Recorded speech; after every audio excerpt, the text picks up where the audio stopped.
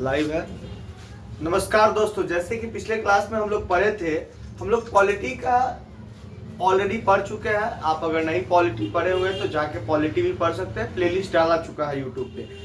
Polity के बाद अब हम लोग पढ़ रहे हैं, पॉलिटी के बाद बहुत अच्छा सेशन, और अब हम लोग का ज्योग्राफी चल रहा है। ज्योग्राफी का भी कुछ चैप्टर हम लोग कंप्लीट कर चुके हैं। अब चैप्टर नंबर 6 पे हम लोग पहुंच गए। चैप्टर नंबर 6 में हम लोग जानेंगे कि पृथ्वी के प्रमुख स्थल रूप, मतलब कि पृथ्वी का जो स्थल रूप है। जैसे कि देखिए, इंसान तो सब है, इंसान हम भी है, आप भी है, इंसान अंबानी भी है, लेकिन इंसान का चमड़ा भी बहुत तरह का होता है। हम गोरे हैं तो आप काले हैं, आप काले हैं तो भूरे हो भूरे, कहने का मतलब समझिए। वैसे ही पृथ्वी का भी बहुत सारा स्थल रूप है, मतलब कि कहीं पे क्या है भूमि है, तो कहीं बंजर है, तो कहीं क्या है स्टोन पत्थर है, तो कहीं पे घाटी है। मतलब यही बता रहा है कि पृथ्वी का कितने स्थल रूप है। आपने इससे कुछ स्थल रूप को जरूर देखा हुआ है, जो कि चित्र 6.1 में दिखाया गया है। देखिए, सहायक नदी, वितरिक मैदान, स्थल, जल संधि, प्रायद्वीप, तट, समुद्र, घाटी, पहाड़ी, द्वीप, जल संधि, झील, पठार, पर्वत। इसमें से कुछ ऐसा चीज है जो आप देखे होइएगा। जैसे कि हम अगर बात करें तो हम पहाड़ देख चुके हैं, हम पठार देख चुके हैं, हम झील देख चुके हैं, हम नदी देख चुके हैं, हम सहायक नदी देख चुके हैं, मैदान देख चुके हैं, तट, बीच समुद्र के किनारे को बीच कहा जाता है, बीच भी देख चुके हैं, पहाड़ी भी देख चुके हैं, जल संधि, द्वीप, जैसे कि आप कभी लक्षद्वीप चले जाइएगा, जो कि अभी हम नहीं देखे होंगे हैं, तो आप लक्षद्वीप जाइएगा तो वहां नदी के बीच में आपको क्या मिलेगा? द्वीप मिलेगा। उसी को द्वीप कहा जाता है, उसके अंदर घर रहता है। आइए आगे बढ़ते हैं। आप देखेंगे कि पृथ्वी की सतह सभी जगह एक समान नहीं है। हम ही लोग का जो शरीर है, देखिए यहाँ पचकल है, तो यहाँ उठल है, तो यहाँ बैठल है, तो यहाँ उठल है, तो यहाँ बाल है, तो यहाँ कान है, तो यहाँ नाक यहाँ है, सॉरी यहाँ कान है। कहने का मतलब है कि जैसे हम लोग का भी क्या है, शरीर एक समान नहीं है। आप सुने हुए गांव में कहावत कि पांचों उंगली बराबर नहीं होता। सच में पांचों उंगली बराबर नहीं होता। ऐसे पृथ्वी सब जगह ऐसा नहीं है कि हम लोग जैसे भूमि पर समतल भूमि पर है, सब जगह समतल भूमि ही है। सब जगह समतल भूमि नहीं है, कहीं पे कुछ है तो कहीं पे कुछ है। आइए हम लोग जानते हैं कि स्थलमंडल के कुछ भाग ऊंचे नीचे तथा कुछ समतल होते हैं। यह स्थल रूप दो प्रक्रियाओं के परिणाम स्वरूप बनते हैं। आपको यह जानकर आश्चर्य होगा कि मैदान जिस पर आप खड़े हैं उसमेन धीरे धीरे गति हो रही है। पृथ्वी के अंदर लगातार गति हो रही है। हम आपको बताए थे कि पृथ्वी गति कर रहा है, रोटेट हो रहा है, चल रहा है। पृथ्वी एक समान क्या करता है, 365 दिन 6 घंटा में एक दा क्या करता है, घूर्णन करता है। और सॉरी, घूर्णन तो 24 आवर्स एक दा करता है। परिक्रमा, सूर्य की परिक्रमा पृथ्वी कर रहा है कितना दिन में? 365 दिन 6 घंटा में। आपको हम पिछले क्लास में इसे बता चुके हैं। आइए अब हम लोग पढ़ते हैं। प्रथम या आंतरिक प्रक्रियाओं के कारण बहुत से स्थानों पर पृथ्वी की सतह कहीं ऊपर उठ जाती है तो कहीं धंस जाती है। एक कहने का कुछ नहीं, कहीं पे अभी हम बताए कि कहीं पे कैसे यहाँ धंसल है तो यहाँ उठल है, पेट निकल रहता है, किसी का पेट क्या रहता है, अंदर रहता है, किसी का सीना बाहर रहता है, किसी का सीना अंदर रहता है, किसी का कान नहीं रहता है, तो किसी को नाक रहता है, तो किसी का नाक नेपल रहता है, तो किसी का नाक उठल रहता है। वैसे ही पृथ्वी सब जगह समान नहीं है, इसमें कुछ बताने वाली बात है नहीं। क्या आप जानते हैं पहाड़ी वह स्थलीय भाग है जो कि आस पास की भूमि से ऊंची उठी होती है। 600 मीटर से अधिक ऊंचाई एवं खाड़ी ढाल वाली पहाड़ी को पर्वत कहा जाता है। 8000 मीटर से ऊंचे कुछ पर्वतों के नाम बताइए। आपको हम कल बताए थे 8000 मीटर से ऊंचे पर्वत माउंट एवरेस्ट, जो कि कल ही बताए थे। और जो चीज हम बता दिए हैं, कोशिश करेंगे कि आपको जब बताए तो रिवीजन हो जाए। बट आप लोग भी घर पे थोड़ा सा उसको जो नोट्स बनाए हुए हैं या जो स्क्रीनशॉट लिए हुए हैं उसको थोड़ा सा रिवीजन करते रहना है। कोई दिक्कत? आइए आओ कुछ करके सीखे में हम लोग देखते हैं। कह रहा है कि पर्वत बनाने आपको बहुत मात्रा में कागज चाहिए। कागजों को मेज पर रखिए, कागजों को अपने हाथों से दोनों तरफ से दबाइए। कागज में मोड़ पड़ जाएंगे तथा वे एक चोटी की तरह ऊपर की ओर उठ जाएंगे। इस प्रकार के आपने एक पर्वत बना लिया। इस प्रकार आपने क्या बना लिया? पर्वत बना लिया। देखा कितना एक बच्ची है जो कि बहुत सारे कागज एकत्रित की और यहाँ एक की पर्वत। वैसे ही हम लोग का हिमालय पर्वत का निर्माण हुआ है। इधर से भूमि धक्का मारा, इधर से भूमि धक्का मारा और बीच में क्या था? सूजी के हलवा की तरह हिमालय का पर्वत था जो कि उठ कर ऊंचा हो गया। ये देखिए भूप्रपट्टी है, भूप्रपट्टी है, बलि पर्वत का निकाल हो गया। ये क्या हो गया? ज्वालामुखी शायद निकला है। आइए अब हम लोग पढ़ते हैं दूसरी अवायव प्रक्रिया स्थल के लगातार बनने एवं टूटने की प्रक्रिया। पृथ्वी का सतह के टूट कर घिस जाने को अपवर्तन कहा जाता है। पृथ्वी की प्रक्रिया को टूट कर स्थल को लगातार बनने एवं टूटने की प्रक्रिया पृथ्वी के सतह से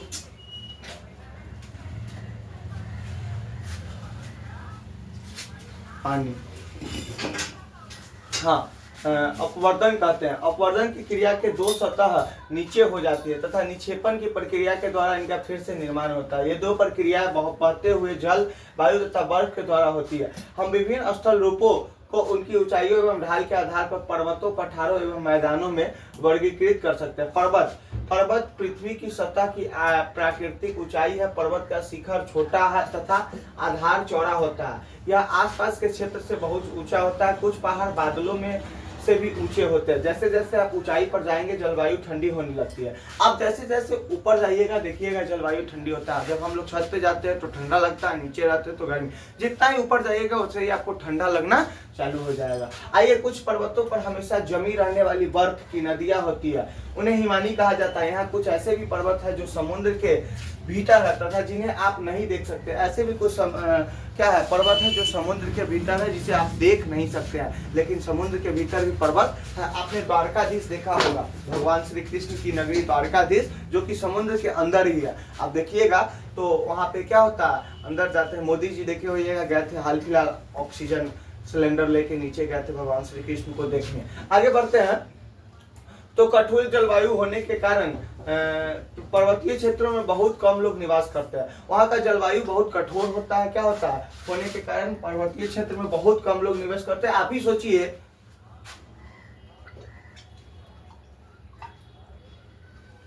आप कैसा लड़की से शादी करना चाहिएगा, आप सोच के देखिए। आप ऐसा लड़की से शादी करना चाहिएगा जो कि मेकअप लगा के सुंदर हो, या ऐसा लड़की से जो नेचुरल ब्यूटी हो। तो आप सिंपल सा जवाब है कि भाई क्या कीजिएगा, नेचुरल ब्यूटी से शादी करना चाहिएगा। जस्ट लाइक हम लोग पृथ्वी पे वैसे जगह रहना पसंद करते हैं जहाँ पे क्या हो, समतल भूमि हो, जहाँ पे आराम से अन्न उपज सके, जिससे हम भोजन कर सके। आप पर्वत पहाड़ पे चले जाइए, वहाँ अन्न नहीं उपजता है। पर्वत पठार पे अन्न वगैरह नहीं उपजता है ज्यादा। वहाँ पे क्या होता है, वहाँ पे जीवन जीना थोड़ा सा डिफिकल्ट हो जाता है कंपेरिजन टू हम लोग जैसे समतल भूमि पे रहते हैं। आप चले जाइए किधर, हरिद्वार, आप चले जाइए कभी उत्तराखंड, हरिद्वार में, ऋषिकेश, ये सब के तरफ चले जाइए, वहाँ सिर्फ पहाड़ ही पहाड़।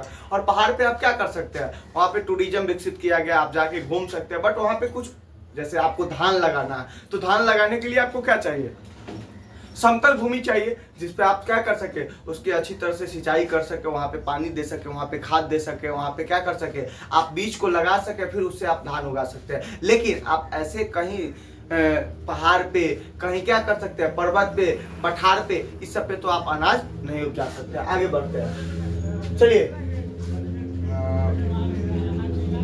वहाँ का धरातल खड़ी ढाल वाला होता है तथा कृषि योग्य भूमि की कमी होती है। पर्वत एक रेखा के क्रम में भी व्यवस्थित हो सकते हैं, जिसे श्रृंखला कहा जाता है।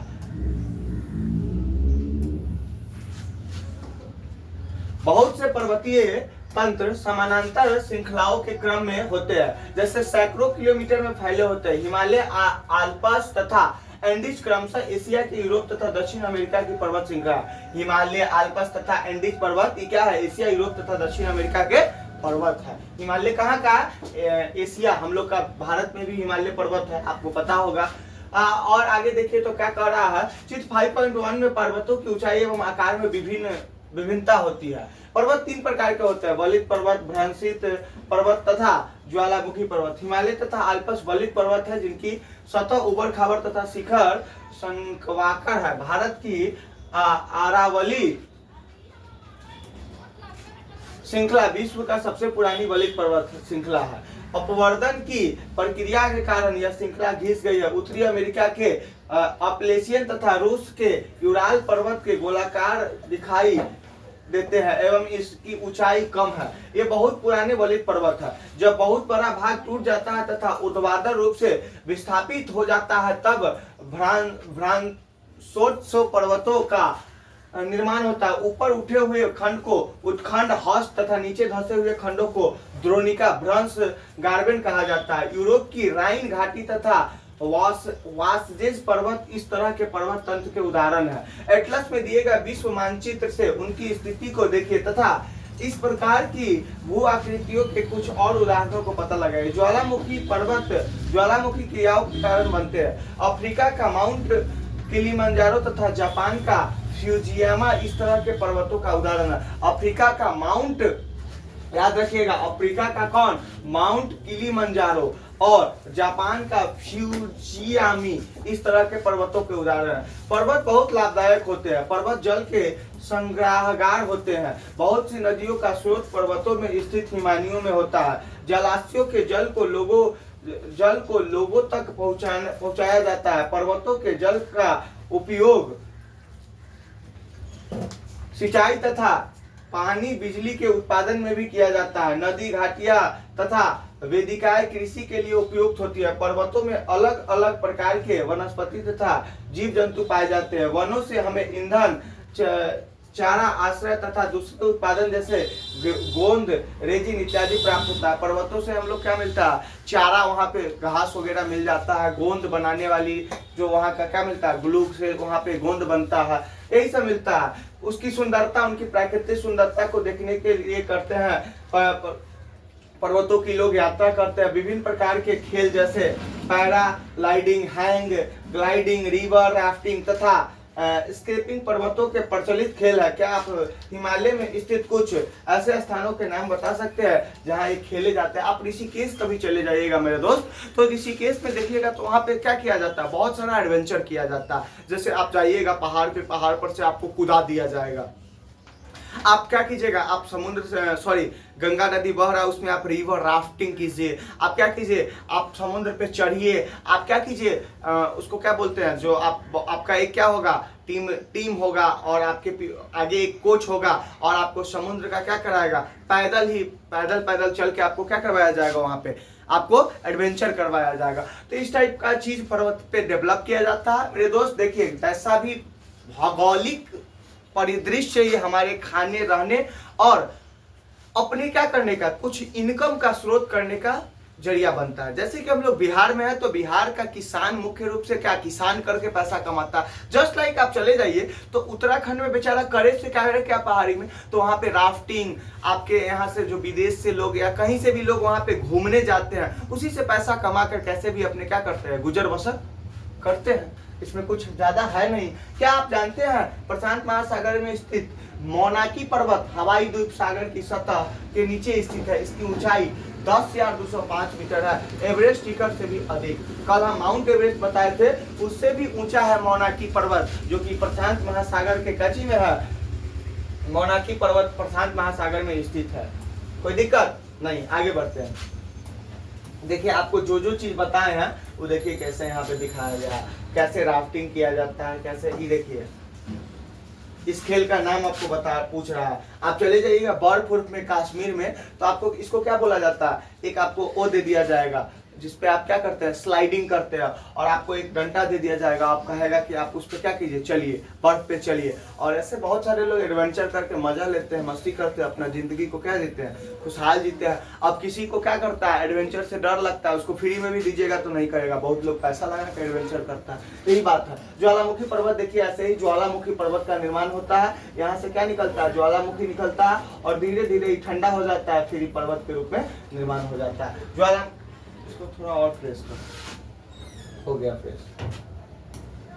ये देखिए आपको क्या दिखाया जा रहा है, ये भी ज्वालामुखी अत्यधिक बाय मैग्मा का निर्माण। यहाँ देखिए पृथ्वी के अंदर हमारे ऐसे ही मैग्मा भरा हुआ, और जैसे जैसे मैग्मा निकल के बाहर आता है, आप कभी कभी देखते होइएगा मूवी वगैरह में, तो ज्वालामुखी, पहले का मूवी आप देखते होइएगा तो मूवी के पीछे जब वो आता था, क्या आता था, थंबनेल आता था, तो देखते होइएगा उसमें आग, बारूद, क्या क्या आता था। अब देखिए ऐसा कुछ है नहीं। अब क्या होता है, आराम से बस एक कपल आता है, आराम से फोटो खिंचवाता है, मूवी शूट हो जाता है, बस यही रह चुका है। आगे देखे तो आगे हम लोग को बता रहा है पठार के बारे में। पठार उठी हुई एवं सपाट भूमि होती है, यह आसपास के क्षेत्रों से अधिक उठा हुआ होता है। जो पठार होता है थोड़ा सा उठी हुई होती है और सपाट क्षेत्र होता है, और आसपास के क्षेत्र जैसे ई क्या है, समतल है और ये मेरा कूलर है, तो ये कूलर उठा हुआ है, तो कूलर क्या हो गया, पठार हो गया। आगे बढ़ते हैं। अधिक उठा हुआ होता है तथा इसका ऊपरी भाग मेज के समान सपाट होता है। किसी पठार के एक या एक से अधिक किनारे होते हैं जिसके ढाल खड़े होते हैं। पठारों की ऊंचाई प्रायः कुछ सौ मीटर से लेकर कई हजार मीटर तक हो सकती है। पर्वतों की तरह पठार भी नए या पुराने हो सकते हैं। भारत में दक्कन पठार पुराने पठारों में से एक है, केनिया, तांजानिया तथा युगांडा का पूर्वी अफ्रीकी पठार एवं ऑस्ट्रेलिया का पश्चिमी पठार इस प्रकार के उदाहरण है। तिब्बत का पठार विश्व का सबसे ऊंचा पठार है जिसकी ऊंचाई मध्य समुद्र तल से 4000 से 6000 मीटर तक है। पठार बहुत उपयोगी होते हैं क्योंकि उनमें खनिजों की प्रचुरता होती है। यही कारण है कि विश्व के बहुत से खनन क्षेत्र पठारी भागों में स्थित है। अफ्रीका का पठार सोना एवं हीरो के खनन के लिए प्रसिद्ध है। भारत में छोटा नागपुर के पठार में लोहा, कोयला तथा मैग्नीज के बहुत बड़े भंडार पाए जाते हैं। भारत के याद रखिएगा कौन कौन, छोटा नागपुर का पठार लोहा के लिए, कोयला के लिए तथा मैग्नीज के बहुत से बड़े भाग के लिए पाए जाते हैं। पठारी क्षेत्रों में बहुत से जल प्रपात हो सकते हैं क्योंकि यहाँ नदियां ऊंचाई से गिरती है। भारत में छोटा नागपुर पठार पर स्वर्ण रेखा नदी पर स्थित हुंडरू जलप्रपात तथा कर्नाटक में जोग जलप्रपात इस प्रकार के जलप्रपातों के उदाहरण है। लावा पठार में काली मिट्टी की प्रचुरता होती है जो उपजाऊ है एवं खेती के लिए काफी अच्छी होती है। कई पठारों में रमणीय स्थल होते हैं जो पर्यटकों को आकर्षित करते हैं। कई पठारों में क्या होती है, रमणीय स्थल होते हैं जो पर्वतों के लिए क्या होते हैं, आकर्षित करते हैं। अब हम लोग का चैप्टर देखें। देखिए यही राफ्टिंग होता है। ये क्या कर रहा है, इसे दिखा देंगे पूरा बात। आइए अब हम लोग मैदान के बारे में पढ़ेंगे। ऐसा भूमि जो मैदान समतल भूमि के बहुत बड़े भाग होते हैं वह सामान्यतः क्या चीज होता है, हम लोग अभी क्या चीज पढ़ लिए पहले ही देखिए। अभी हम लोग पहाड़ के बारे में पढ़े, पठार के बारे में पढ़े, उसके बाद हम लोग क्या चीज के बारे में पढ़े, पर्वत के बारे में पढ़े, पर्वत, पहाड़, पठार इस सब के बारे में पढ़ लिया। अब हम लोग क्या चीज के बारे में, मैदान के बारे में पढ़ेंगे। मैदान क्या होता है मेरे दोस्त, तो मैदान समतल भूमि के बहुत बड़े भाग होते हैं और सामान्यतः मध्य समुद्री तल से 2 मीटर से अधिक ऊंचे नहीं होते। कुछ मैदान काफी समतल होते हैं, कुछ उर्मिल तथा तरंगित हो सकते हैं। अधिकांश मैदान नदियों तथा उनकी सहायक नदियों के द्वारा बनी हुई नदियों पर्वतों के ढालों पर नीचे की ओर बहती है तथा उन्हें अपवर्तित कर देती है। वे अपवर्तित पदार्थों को अपने साथ आगे की ओर ले जाती है। अपने साथ ढोए जाने वाले पदार्थ जैसे पत्थर, बालू, सिलट को वे घाटियों में निक्षेपित कर देती है। इन्हीं निक्षेपों से मैदानों का निर्माण होता है। सामान्यतः मैदान बहुत बड़े अधिक उपजाऊ होते हैं। यहाँ परिवहन के साधनों का निर्माण करना आसान होता है, इसलिए ये मैदान विश्व के सबसे अधिक जनसंख्या वाले भाग होते हैं। नदियों के द्वारा बनाए गए मैदान तथा चीन में यात्संगो नदी के मैदान इसके प्रमुख उदाहरण है। मैदान मनुष्यों के रहने के लिए सबसे उपयोगी क्षेत्र है। सबसे अच्छा कोई क्षेत्र है तो मैदान, जहाँ पे हम लोग रहते हैं। कोई दिक्कत नहीं, आगे बढ़ते हैं। यहाँ की जनसंख्या बहुत अधिक होती है क्योंकि मकानों के बनाने तथा खेती के लिए समतल भूमि का प्रचुरता होती है। उपजाऊ मिट्टी के कारण यह भाग खेती के लिए काफी उपयुक्त होता है। भारत में गंगा का मैदान देश में सबसे अधिक जनसंख्या वाला क्षेत्र है। आपको पता है अभी हम लोग पटना में है। पटना में अगर आप जमीन का कीमत देखिएगा 5 करोड़, 10 करोड़, 20 करोड़ में सिर्फ 1200 स्क्वायर फीट मिलेगा। वही आप चले जाइए कहाँ, हिमालय की ओर, उधर गए थे हम देहरादून उत्तराखंड पिछले दिन, ऋषिकेश की तरफ। उधर बड़ा बड़ा भूभाग पड़ा हुआ है, जंगल में जंगल, कोई उसको पूछ नहीं रहा क्योंकि वहां पे समतल नहीं है, वहां पे पहाड़ है, वहां पे जंगल है और इंसान वहां रहना चाहता है जहां पे क्या हो, इंसान हो। अगर इस चीज का कोई आदमी यूज नहीं जानता तो इसका कोई कीमत नहीं था। आप सुने होइएगा कि क्या होता है, चंदन का लकड़ी सुने हुए हैं, चंदन का लकड़ी, चंदन का लकड़ी सुने होइएगा। चंदन का लकड़ी का एक आदमी क्या करता था, जलावन बना के उपयोग करता था। और जब उसको देखा कि अरे भाई चंदन है, आपके वीडियो पे हम कमेंट किए थे अपने भैया के फोन से, तो चंदन का लकड़ी फिर जब क्या हो जाएगा, आगे चल के वो हो जाएगा क्या, जब उसका उपयोग जान जाइएगा तो क्या हो जाएगा, वही चंदन का लकड़ी महंगा हो जाता है। अवस्थल रूप एवं लोग, स्थल रूप विभिन्नता के अनुरूप मानव विभिन्न प्रकार के से जीवन यापन करते हैं। पर्वतीय क्षेत्रों का जीवन कठिन होता है, मैदानी का जीवनीय क्षेत्र सरल होता है। मैदानों के में फसलें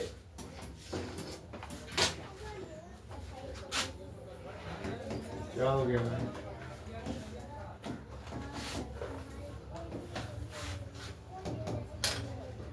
क्या हो गया भाई? एक मिनट आप लोग वेट कीजिएगा। थोड़ा सा देखिए, यही होता है डिजिटल युग। डिजिटल युग आपको बहुत सारा साधन, आज हम आपसे जुड़े हैं तो ये डिजिटल युग का ही फल है। लेकिन मेरे दोस्त ये सब अपने कंट्रोल में नहीं है, वो अपने कंट्रोल से चलेगा। अब बताइए, एकाएक पढ़ा रहे थे, क्या हो गया? मे भी ऐसा ना हो कि बीच क्लास में अब हम लोग का थोड़ा सा टॉपिक बचा हुआ है, चैप्टर कंप्लीट है, थोड़ा सा टॉपिक के कारण ऐसा ना हो कि पूरा खत्म हो जाए।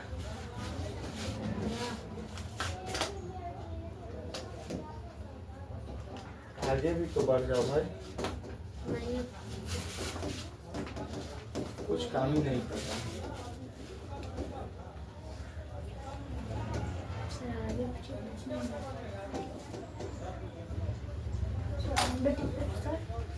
अब काम करेगा सर। अभी भी सबको कट कीजिए सर, वहाँ पे कट कीजिए। कहाँ से? वो लोग कट नहीं है वहाँ पे, वो वाया लैंड से वहाँ पे कट है ना, ठीक है आप चलिए। देखिए, हमको नहीं आया, ये बता दिए, यही होता है, क्या कीजिएगा? समय समय की बात है, हमको समझे में नहीं आ रहा था। उगाना, घर बनाना या सड़कें बनाना पर्वतीय क्षेत्रों की तुलना में अधिक आसान होता है। कहाँ? समतल क्षेत्र पर, मैदानी क्षेत्र पर। विभिन्न प्रकार के स्थल रूपों पर रहने वाले लोगों के रहन सहन के तरीकों में कुछ अंतर होता है। क्या आप उनमें से कुछ अंतरों को बता सकते हैं? कभी कभी प्राकृतिक आपदा जैसे भूकंप, ज्वालामुखी, तूफान या बाढ़ बहुत विनाश कर देता है। इन आकस्मिक घटनाओं के बारे में जागरूकता पैदा करने में हम इनमें आने वाले खतरों को कम कर सकते हैं। चलिए, हम कितने तरीके से जल एवं स्थल को उपयोग में ला सकते हैं, इसका पता हम अपने आसपास के क्षेत्र से ले सकते हैं। प्रायः हम स्थल का उपयोग गलत तरीके से करते हैं, जैसे उपजाऊ भूमि पर मकानों का निर्माण करना। इसी प्रकार हम लोग कूड़ा किसी भी भूमि पर या पानी में फेंक देते हैं, जो कि उन्हें गंदा कर देता है। हमें प्रकृति की इस महत्वपूर्ण वरदान का उपयोग इस प्रकार नहीं करना चाहिए। उपलब्ध भूमि केवल हमारे ही उपयोग के लिए नहीं है, यह हमारा कर्तव्य है कि हम आने वाले पीढ़ियों के लिए भी पृथ्वी का सुरक्षित रखें। देखिए, कुछ नहीं बोला यही कि हम लोग जो भूमि का उपयोग करते हैं, अब आप देख रहे होंगे गांव में, जहां पहले आप जाते होइएगा अब गांव, तो जहां पे पहले धान होता था, जहां पे गेहूं होता था, जनसंख्या बढ़ने के कारण वहां पे घर बना दिया गया। गांव में पता है, एक छोटा सा भी बच्चा का अपना पर्सनल, अगर आप बाबू साहब है तो बाबू साहब का घर जब तक 5 मंजिल नहीं होगा, हम लोग को याद है कि हम लोग देखते थे कि पहले जब गांव जाते थे तो खेती होता था जहाँ पे, वहाँ पे आज कंस्ट्रक्शन हो चुका है, घर बन चुका है। मेरे दोस्त, हम लोग को प्रकृति को इस प्रकार दोहन नहीं करना चाहिए कि सिर्फ हम अपनी आवश्यकता पूरा कर लिए और आने वाले पीढ़ी के लिए कुछ छोड़े ही नहीं। मेरे दोस्त, इस तरह से हम लोग को उपयोग करना चाहिए कि हम तो उपयोग करें, आने वाला पीढ़ी भी उपयोग करे। चलिए, इस प्रकार हम अपने कार्यवाह को आगे बढ़ाते हैं। स्वच्छ भारत विजन, ये सब आप लोग को पढ़ना है, मस्तिष्क निवास करता है। चित्र संख्या 1 से 10 को ध्यान से देखिए और प्रत्येक के लिए एक एक व्यास लिखिए। चित्र संख्या 1, 2 साथ में दिखाए गए स्थल रूपों के नाम बताइए। ये सब आपको बता रहा है। चित्र 1, प्रदूषित नदी, यहाँ पे क्या भेज दिया गया? कचरा।